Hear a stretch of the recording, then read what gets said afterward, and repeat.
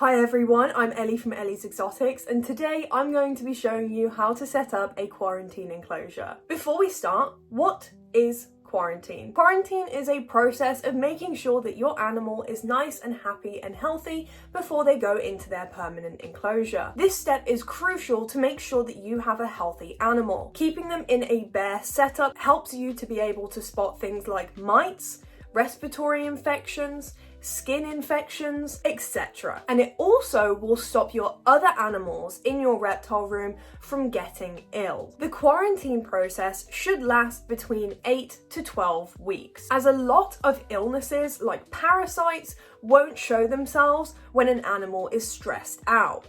It could take a few weeks for those symptoms to arise, and if you've already put them in their permanent setup, then it might be too hard to spot the issue and it could be too late. If you want your quarantine period to be shorter, then an option is taking them to the vet and getting a full panel done. This is getting a blood sample and a poop sample, and they will check it for things like parasites and any other viruses or bacterial infections. But if that isn't available to you, then you should be quarantining for the full 12 weeks. When a lot of people think of a quarantine setup, they think heat mat, tub and a hide. But I promise you, you can do more than that with your quarantine setup. And in fact, if your animal is sick, then it could help them fight off their disease if you provide them with things like overhead heating and UVB straight away. Before you even set up the enclosure, make sure you are spraying it down with a disinfectant called F10.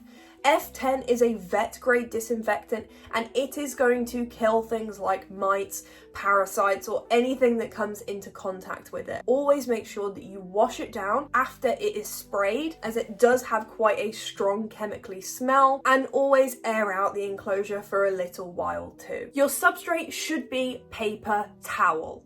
I have seen people recommend things like puppy pads, but my concern with puppy pads is that if they get too hot, they can actually start to melt. So I think paper towels work a lot better. I have also seen people use newspaper, but newspaper tends to have the ink on it, which means that it can be hard to spot mites. You should be changing out your paper towel at a minimum weekly, or every time they go to the toilet. When they do go to the toilet, make sure you are inspecting their poop and making sure that there's no parasites or any blood in the stool. Inside the enclosure itself, just do a very bare minimum setup. So for example, in mine, I usually like to provide 2 hides, 1 larger hiding opportunity in the middle, and also some fake plants. This way your animal still feels comfortable, but it's still easy to monitor them. Make sure they have a large enough water bowl as well that they can soak in. Soaking will actually give a lot of signs away if your animal is sick, because animals like royals shouldn't actually be spending a lot of time inside of their water bowls. They are naturally not an animal that would swim or soak in the wild,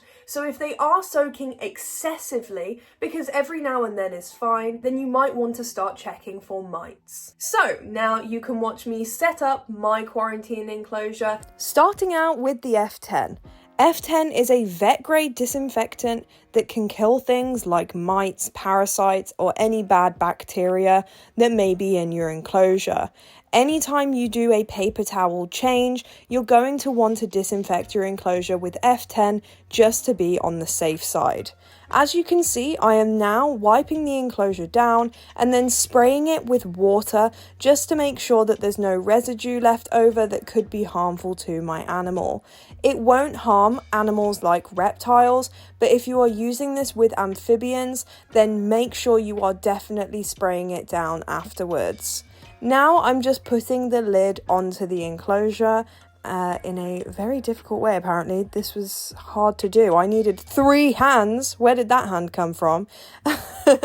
And I'm adding in the heating. So because my heating and lighting hadn't arrived in time for this video, I am just borrowing Marmite's. So he has a halogen bulb and he also has an Arcadia shade dweller unit. Now I'm just putting in my paper towels. So as you'll be able to see, I'm putting down a few layers of this. This is also just an another good place for your animal to hide. They can go in between the paper towels, underneath it, wherever they want to go to feel nice and secure. And now I am just putting in the hides themselves. In a minute there, I will point to a spot.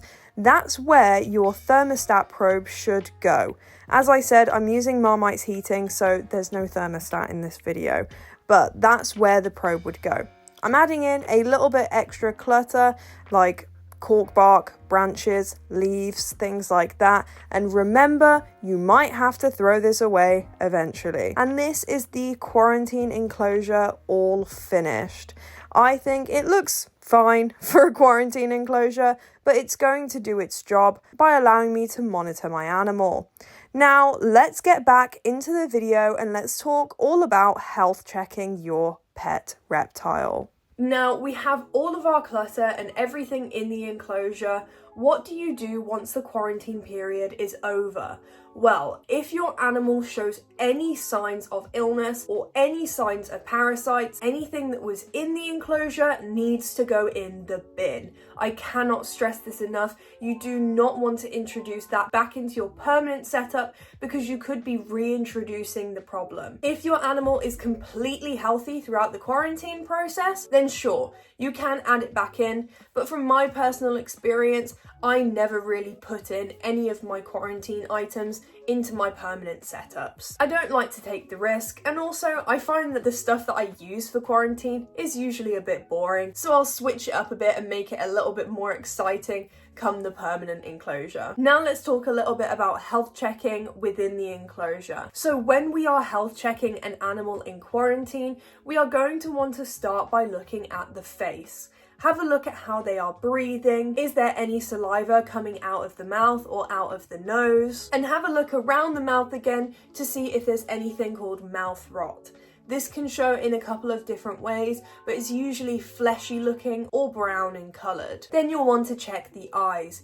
Are the eyes nice and healthy, sharp, bright and alert, or do they have any stuck shed or possibly cataracts? Then when health checking, you're just going to work your way down the body, have a feel of them, run your hands down and have a look at your hands to see if you can spot any mites. They will be very small and black in coloured, and you should see them walking around on your hand. Have a look for any injuries on the animals like cuts, scrapes, or burns.